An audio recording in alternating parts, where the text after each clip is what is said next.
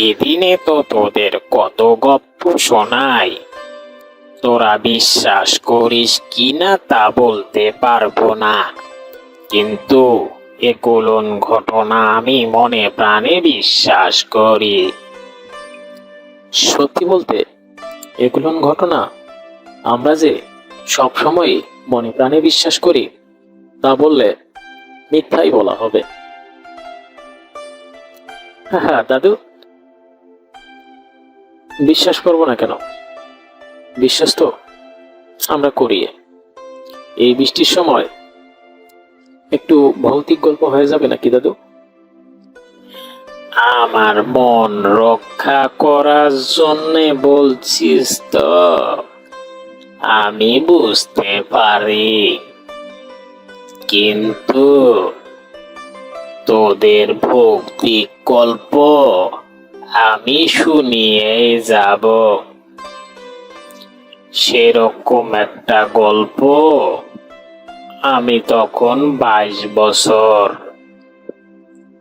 যখন আমার প্রায় 22 বছর, তখন আমি হঠাৎ করে আমার ফুফুর বাড়িতে একটা মেলায় গিয়েছিলাম।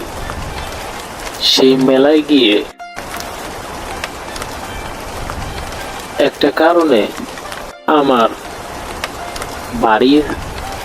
বাড়ি আসতে অনেক লেট হয়। পরে আমি যতই সামনের দিকে এগিয়ে যাই ততই শব্দটা একটু বাড়তে থাকে এবং বজ্রপাত খুবই জোরে জোরে হতে থাকে। পরে হঠাৎ করে একটা সামন থেকে একটা শব্দ ভেসে ওঠে।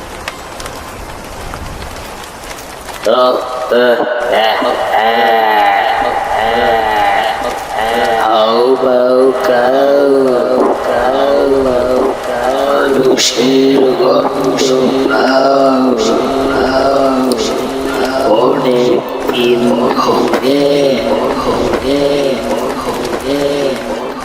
মানুষের মাংস খাওয়া হয় না। আজকে তোকে খেয়ে পরিবস করব।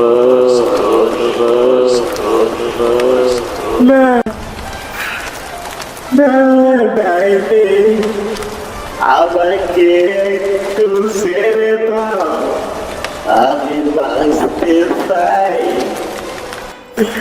আমি মরতে চাই না। আমি কথা দিতেছি এত রাতে আমি এর পথ দিয়ে আর কখনোই যাবো না।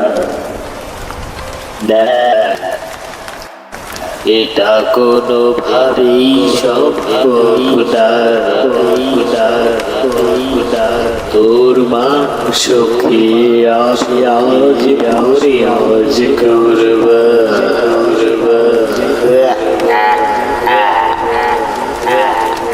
পরে